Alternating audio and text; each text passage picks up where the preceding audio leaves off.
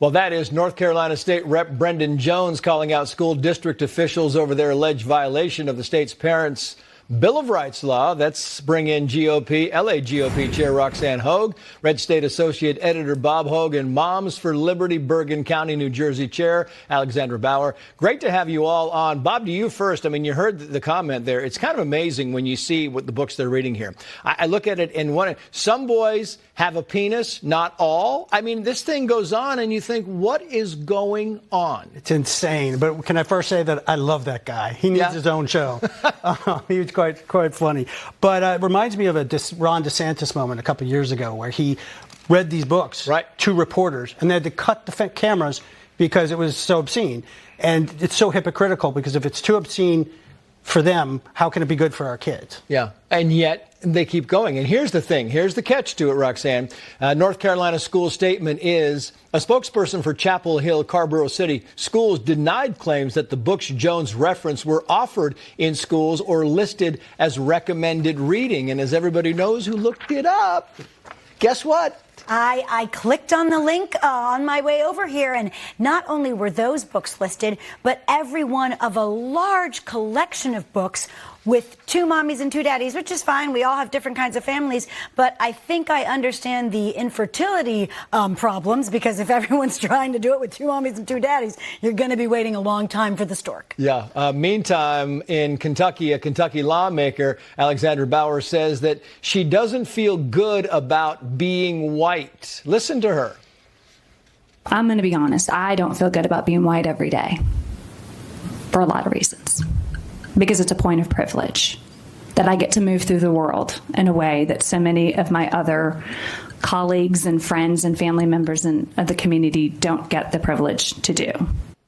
You talk about divisive, and I mean, it's kind of amazing to me because you think, wow, this person is coming out and saying this, and it just comes across as being condescending, divisive, you name it. What do you think, Alexandra?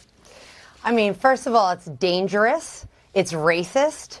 It's garbage, just like those books were. We should not be teaching this to children. We don't need DEI in schools. We need to bring back academic excellence. You know, kids are failing in math and reading, and this is what they want to focus on. This woman clearly, is affirming mental illness. And, one quick look at her Instagram, you could see what she pushes, and that's like trans youth and things like that. So she clearly has a woke agenda, and frankly, shouldn't have anything to do with any education whatsoever.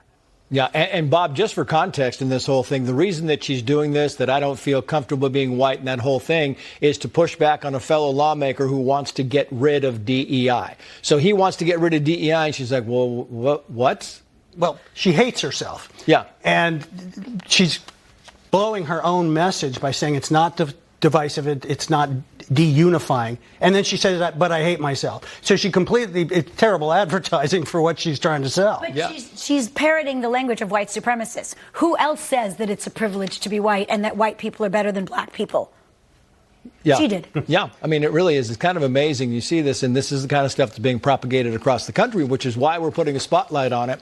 The Wall Street Journal writes the following here. The UCSD revelation, and we're talking about UCSD coming out saying that you literally have kids that cannot do elementary school math coming into one of the top schools in California. The UCSD revelation likely means the U.S. has millions of recent high school graduates and 20-somethings who are unprepared to navigate modern work and life, and then lack the logical problem-solving skills with which algebra has traditionally armed adolescents. I mean, Roxanne, that's the whole thing, is when you have you have these studies and they're scaring all the colleges across the country because they know if it's happening at UCSD and UC Berkeley and UCLA, it's happening at a lot of colleges across the country with kids not being prepared.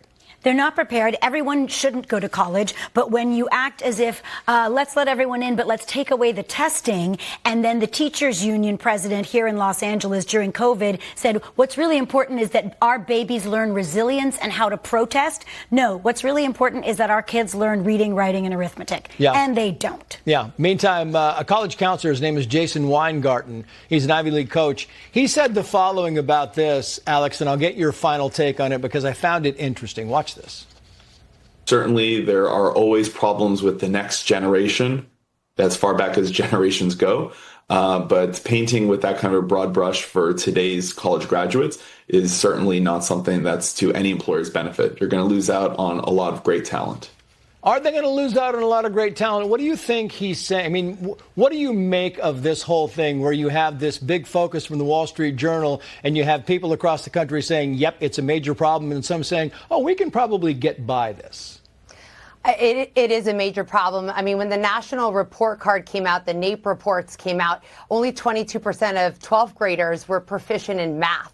This is a major problem. But those scores came out months ago, and yet we're not seeing anything being done about it except for more woke indoctrination being shoved down these kids' throats. I feel like, honestly, we need to just get rid of the whole model of the Department of Education and start over again, because these kids, they are failing, but who failed them? We failed them. We need to do better by them. We need to figure out a better model, and we need to do it quick.